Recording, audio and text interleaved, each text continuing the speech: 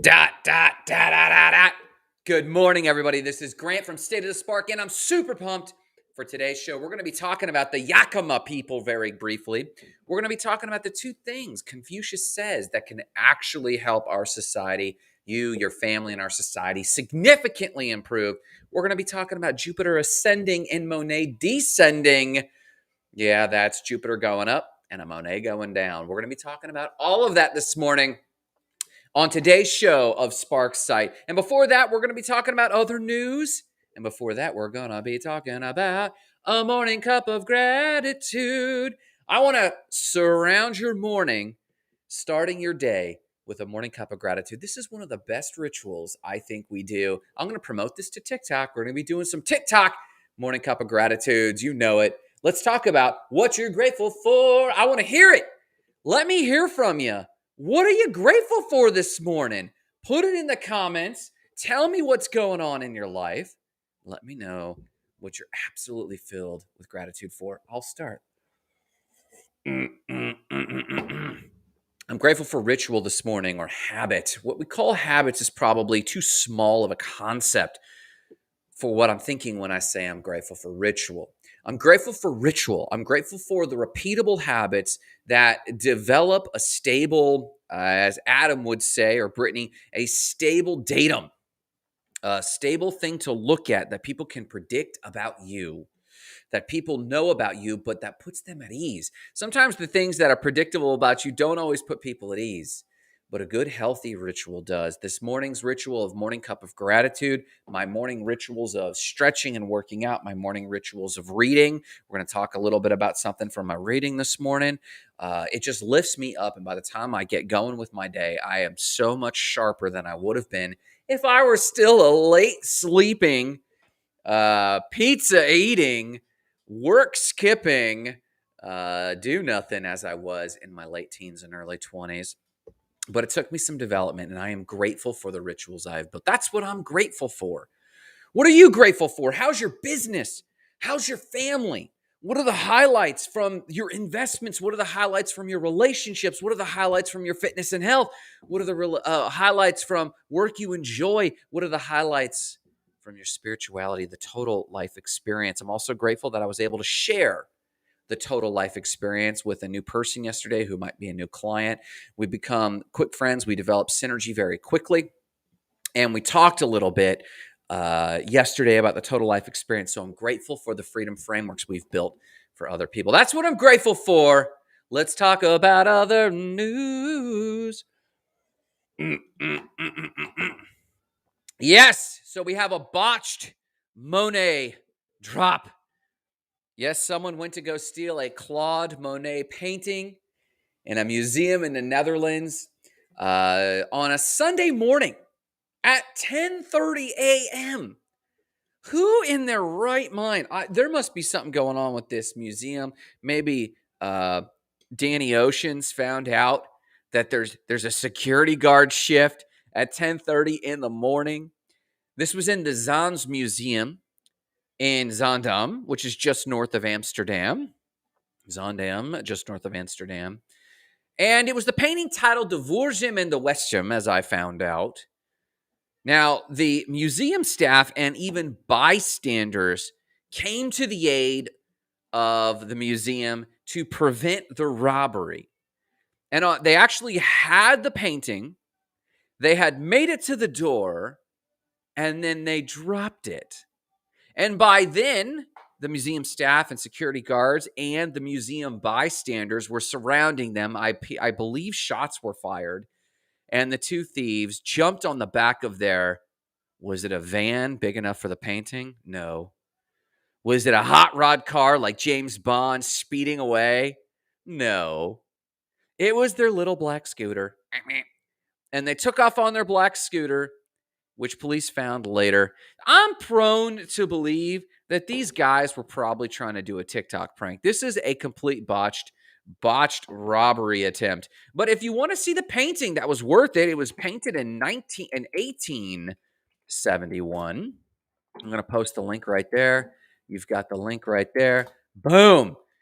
They stole that painting in 18 or painted in 1871, and they dropped it on the way out of the door. And applause to bystanders who wouldn't let this happen. Monet is, of course, a national treasure, and the bystanders wouldn't have that. They weren't about that. So you can check out more in the link I posted in the copy in the comments. And there is a thumbnail, of course, of the painting. So let's talk about Jupiter ascending. Why's it on the rise?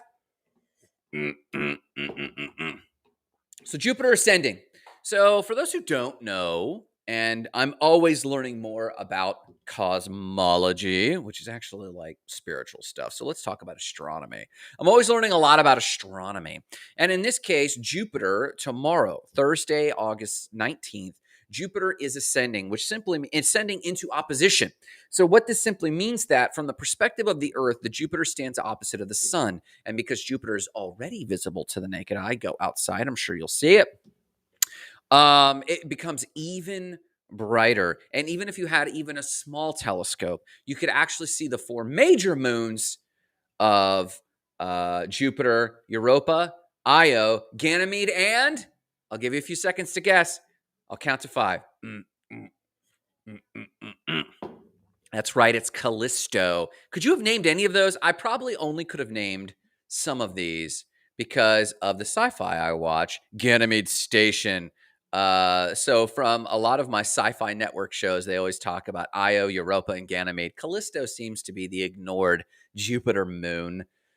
But you can see that starting tomorrow through about a week, I think, into August, maybe a little longer. And we won't see it.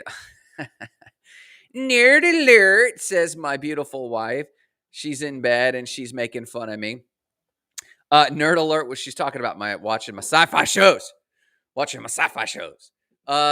yes, Ganymede, Callisto, check that out. And it won't happen again for another 13 months. So yes, if you want to be able to say, I was one of the rare few who did X, Y, and Z, you could say, I was one of the rare few who saw Jupiter ascending into opposition. And we're like, what the crap? Well, it only happens once every 13 months. You missed out, bro. So Marissa, one of the rare things she ever did was hike the Colorado Trail. She's done over 100 scuba dives, which is big. What is something you've done that few people have ever done that you could be proud of? Let me hear about it. Oh, let me give you the link here. So if you want to see more, learn more, glance more about Jupiter ascending into opposition. Now, what I'd love to hear is from the astrology nerds to tell me what that should mean as it pertains to anyone's astrological sign. So what does Jupiter ascending mean to the astrologists out there? And then you can see a thumbnail right there of, yes, it is the largest planet in our solar system, which is probably why you could see it with the naked eye. So you could learn more. Let's talk about the Yakima people from the Pacific Northwest. So Marissa has cued me into a rather tragic thought, and we'll only spend a quick moment on the tragedy behind this. But Marissa has told me that there is a major movement among indigenous people, what we call Indians inappropriately, and sometimes they call themselves Indians, or indigenous or First Peoples or First Nations, whatever the appropriate term is. There is a horrific trend of missing and or murdered indigenous women. And this is a tragedy. I won't spend too much time with it, but it's relevant to the story. So this is a trend because of laws. It makes it very difficult to protect abused indigenous women because of federal lands versus Indian lands, reservation lands. We won't go into it. But the Yakima people in the Pacific Northwest had a particularly challenging season of this where some of them were disappearing. And they were interviewed by several researchers to find out what went on. Why do they think their daughters were missing? What do they think was the cause? And they brought in tons of the tribe, from the chieftains to the matriarchs to the families. And they brought hundreds of these people through in the interviews. And what they found in the interviews at first frustrated them, and it took them a little while to realize there was a connection. You see, the Yakima people would open up when they would ask, hey, what happened to their daughters? The Yakima people would go back to the 1950s. They would start with the story of Celilo Falls. Now, for those who don't know, the Yakima people, or Celilo Falls. The Yakima people in Celilo Falls was central to the Yakima indigenous people. Water was central. In fact, they have a myth, and the myth says that in the beginning of time, the Salmon people made an agreement with mankind to feed them always. There's a quote from the Yakima people, and it says, when a hunter goes up to climb the trail of its prey, he knows he meets a brother. The Yakima people feel a brotherhood kindred with the Salmon people, the people of myth, who agreed to feed them. And every year, the Yakima people make this ritual of telling the story of the Salmon people, and then they go fish for salmon, and the chieftains tell them on the way out, only take what you need so that the Salmon people and our people will have a plenty in the future. And this was a balance that the Yakima people lived under, and water was central to the relationship of the Yakima people with the land and the Yakima people with the Salmon people until 1950s. In the 1950s, Americans, non-indigenous, non-Yakima Americans, dammed the Columbia River. And the Columbia River fed Celilo Falls. And Celilo Falls no longer flowed. And to the Yakima people and their core belief about the Salmon people, and what you call belief or tradition or ritual or integrity, how they kept a balance in their society with not over-consuming, how they fed their people, was simply dammed up one day and the water dried up. And jumping back now to the researchers, asking the families, what happened to your daughters? Nearly to a person, the Yakima people would tell the story of how their relationship to the land and their family structures built around their traditions and their integrity and their rituals provided a stable life for their daughters, a future for their daughters, a sense of place, a sense of location. And they would tell these long, elaborate stories, wearing out the researchers. But after time, the researchers began to realize there's an integrated story of what malaise goes on in a society and the story of how a people see themselves. There's a correlation. Now, I say all that as context to what Confucius says about our society. You see, the Yakima people have a ritual, and that ritual is before every meal. They say a prayer of gratitude and thanks to the water. Let's pause real quick. Marissa jumps in, and Marissa says this, and this is part of the tragedy, and because it comes out in paragraphs, I'm actually going to hit the highlights, but in the comments, you can see more. Marissa says indigenous women are murdered 10 times higher than all other ethnicities. Murder is the third leading cause of death amongst indigenous women, and more than 4 out of 5 indigenous women have experienced violence. More than half of indigenous women experience sexual violence, 56%. So that's kind of the context of, and read more in the comments. Marissa's got the comments there. She quotes the National Institute of Justice and the Center for Disease Control. But that's context to a ritual the Yakima people have. Now that you know a little bit more of how important water is and what water means to the Yakima people's relationship in the Pacific Northwest, it only rains about 6 inches of rain in their area a year. And water is super important. And as such, the Yakima people, good morning, Netza. Thanks for the like, man. I hope you're doing really good this morning. The Yakima people have a prayer and meditation at every meal. They decided to simplify. They could thank God for the bees pollinating their food. They could thank God for a lot of things, but they thank the Great Spirit for water. Water represents covenant. Water represents the central theme of their entire culture. Water represents what it takes to grow what they call the standing green nation, which is what they call literally the plant life that grows food for them. Water is the source of life to all of it for them. They have a ritual, and what I want you to hear is this. They have a ritual of praying over water. I want you to jump forward real quick with me. Last week, my family and I met on a trip, and we hadn't seen part of the family in over 10 years. Now, there's two parts here. One part is it's becoming a family ritual for me and my brother's family to book a place annually or biannually, once a year or once every other year, and just take a trip and spend a week together. And sometimes me and Marissa work and sometimes we focus. But along this trip came a group of our family that we hadn't seen in 10 years. And we didn't really know, I pulling up, didn't really know, how are we going to reconnect with this family? Well, what did we do? We pulled out board games. A ritual of eating dinner and getting together, drinking coffee. And my dad and his brother's wife sat at a board game. And me and my cousin sat at a board game. And though we played a board game and read the rules, the ritual of gaming together bridged so many questions and barriers that we fell right into step. And by the end of the trip, we would get into the deepest conversations like I had always imagined we would as adults. Then compare that to coming back. Once you spend a trip totally away on vacation, coming back can be difficult. But I have rituals. And those rituals of reading, working out in the morning, reading my calendar, sending my emails. Should I always do these things? Not always. But sometimes to feel a little stability, you need a little bit of routine. I want to compare something very quickly to you, and I'm building up to Confucius. I'm building up. Bear with me. This is the last thing, and then I'll give you Confucius. I was in a meeting yesterday with a potential client, and he and I had a business arrangement with one of my other businesses, and he was a little frustrated, and we met to talk about that, but we actually ended up not talking about any of that.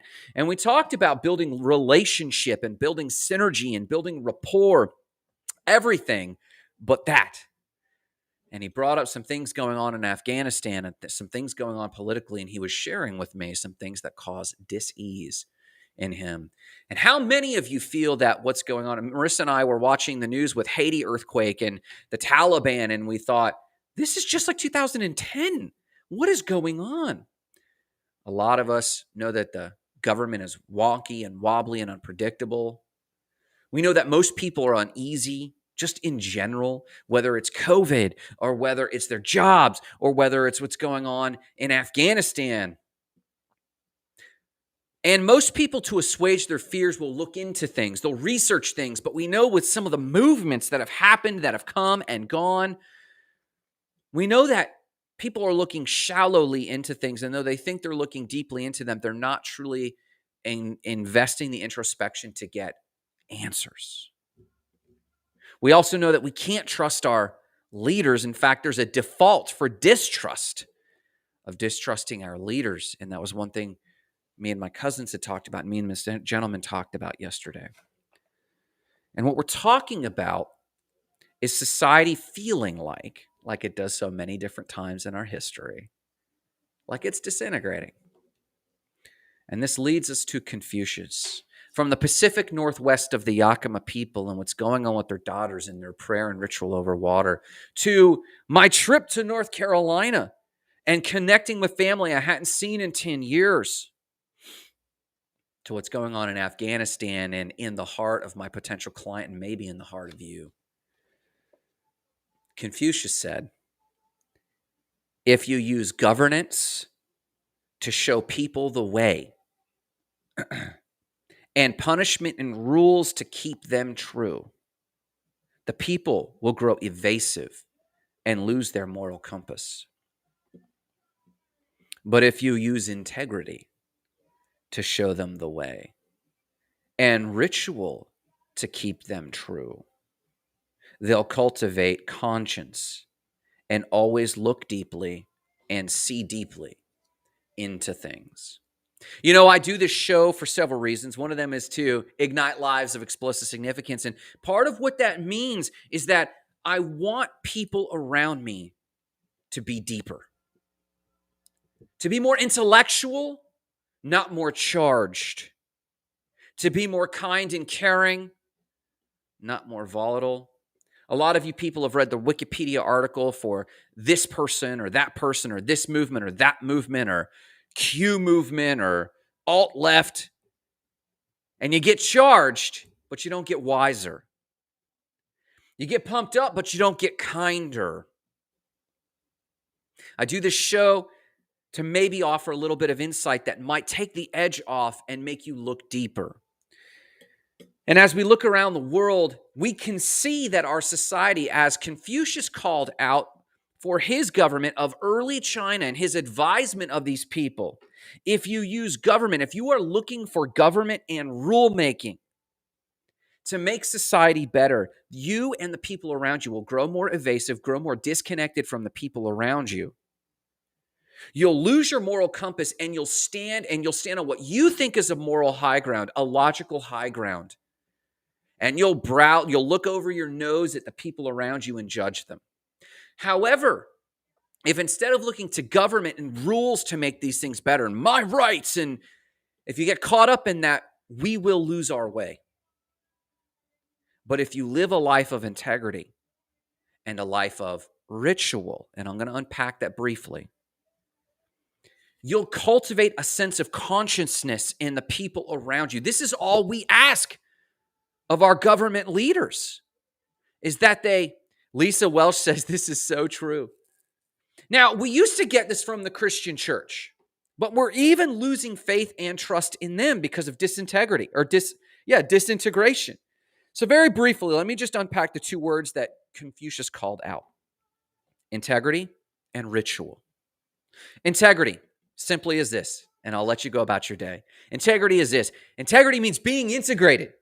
There's another word for this. It's called praxis. Praxis is the integration of belief with behavior. If you believe you should be better, your behavior should follow along. This is why in my coaching, not everyone is cut out for my coaching. Because someone says, I want to do X. I want to quit drinking, or I want to quit partying. And I look, and they're not quitting, and they're not even trying to quit partying. They're not even researching quitting partying. I go, no, you don't. You like the idea of being a person who doesn't party or doesn't drink or doesn't do whatever. You like that idea. And we go into how to actually take action. Praxis, the integration of belief with behavior. Integrity. You can know integrity by its opposite. The opposite of integrity is disintegrity. In disintegrity, we know that which is disintegrating is falling apart. If something is going on in Afghanistan and your life is falling apart, that's not Biden's fault. Those are uncorrelated. One doesn't cause the other. You're acting in a way of disintegrity. And I love you when I say that. We can fix that together. It doesn't matter if Jupiter is ascending and the astrologists are telling us our signs. It doesn't matter if we have a horrible president or a good president. It does not matter if you're not living with integrity. Integrity is when things are falling together for you. Your words match your actions.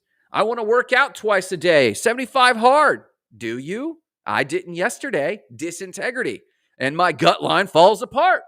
Today I'm making action. I'm trying to be better. And I don't mean succeeding. I mean trying. It takes a lot to succeed at being better. I want to see you trying, and that's where the integrity is. It might be hard. You might not get there, but the trying is what says you have integrity. That's integrity. The second part here is ritual. Now, this is a little more difficult because you're going to want to demystify this and just call it a habit. Nope. Ritual is a habit loaded with spirituality. Hear me on that. This is Grant, the Spark definition of ritual. It's an ingrained habit loaded with spiritual implications. Think about that.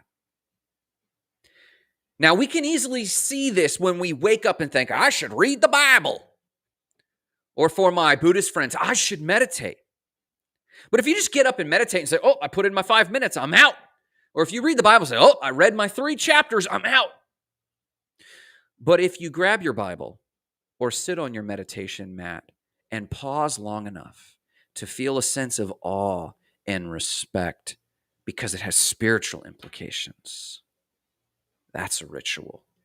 The Yakima people, when they sit and they sit for dinner, they have a water prayer. If you know about the book, The Hidden Messages of Water, you would do this too. Lisa Welch says, yeah, you got to do the work, and sometimes it sucks. You got to put in the time. There's wisdom there. You got to do the work, and sometimes it sucks, and sometimes you can't feel awe and wonder doing your habits, doing your rituals every single time. But that's the point of doing them repetitively for the times that it does trigger a sense of awe.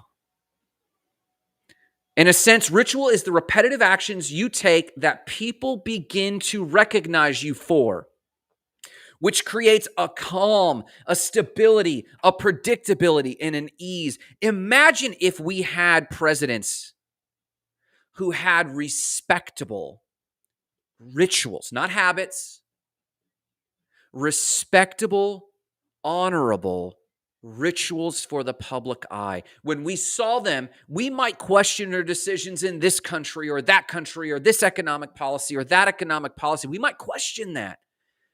But we could know that they were going back to a ritual that we could resonate with. You know, Joseph Campbell, in his book, Pathways to Bliss, fantastic book, he calls out the need for modern shamans. And no, he doesn't mean pastors, because pastors have become defunct. Joseph Campbell said this. He said, when the rituals you have stop having meaning, society will drift apart. Groups and clans will stop hanging out. Cities and societies will stop identifying with one another. Families will stop meaning things to one another. Couples and friends. Society will disintegrate. I think we pride ourselves too much on our staunch individualism. I was reading a powerful book today, God is Red, and I don't think God is red. I think God is transcendent. I think he or she or it is spirit. I don't think any of us know. But it calls out for us to take a moment. We often have such a staunch individualism. Your relationship with God is private. Well, that's definitely a modern Puritanism thing. And your relationship with God is important, that you have a private relationship with this divinity thing that we call God. It'll help with your integrity. It'll help with your moral compass. But I think what we have largely overlooked in our Americanism version of what God is, and our staunch individualism, what we have missed is that we need to repent for our community sins, and we need to turn around as a community, and we need to see that we can reconcile with God and the divine as a group. We need to identify as a group again. You need to pick your tribe, and you need to become close to your tribe. And to enact the integrity, we need to reenact the rituals of our tribe. What are the positive, uplifting rituals in your tribe, like the Yakima people with their prayer over water? And when they think about water, they think about their food, they think about their family, they think about their traditions, they think about their myths, they think about their God. Lisa Welsh says, but what would that look like? And this is the most legitimate question here. This is the question I wanted you to ask, because I'm asking myself. Returning to prayer. Now, whether or not you believe in the Yahweh, Judeo-Christian God, or whether you believe in the concept and idea that God ties us all together. In fact, the Native Americans, the reason I'm reading this book, God is Red, is a lot of the Native Americans were said, you took our lands with the excuse of Christianity, which we could talk about this more. But they said, if you just read our stories, you would know that Jesus visited us too before you got here. Could we tell you about Jesus? It's a funny reframe. So what would it look like?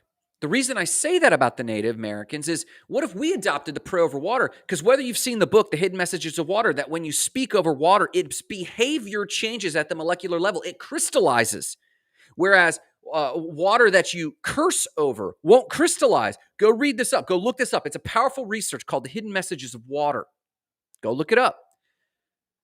Lisa, to answer your question, it might just start with praying as a group over water. Or maybe we don't bow our heads because that's now becoming awkward over dinner. What if we toasted a cup of gratitude over dinner? Hey, before we break bread, family, before we break bread, friends, I'd like to just take a moment to express gratitude and list a few things. I'm grateful for my workday today, and I gotta be honest, I'm grateful for this very water, which is about to provide refreshment to me, and it's like breaking bread. I'm just grateful for this central moment. It just starts there.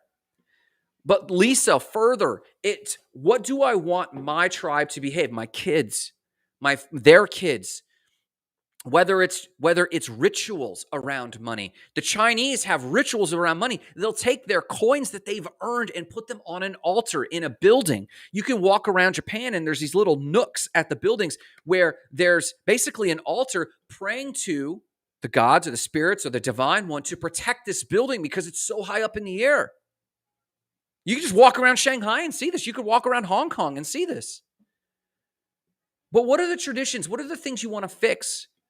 Praying for our leaders, but also rendering their work irrelevant. So come up with a prayer. I've got a book somewhere in here that Marissa just bought called Cherokee Meditations with the Cherokee, and it's Cherokee prayers. And one of them is praying over water. The Cherokee have this like the Yakima have this. But you need to take inventory of your life and look. You could start with the TLE, the total life experience, fitness and health, healthy, happy relationships, work I enjoy, and spirituality. And you could go through these and come up with a prayer for dinner.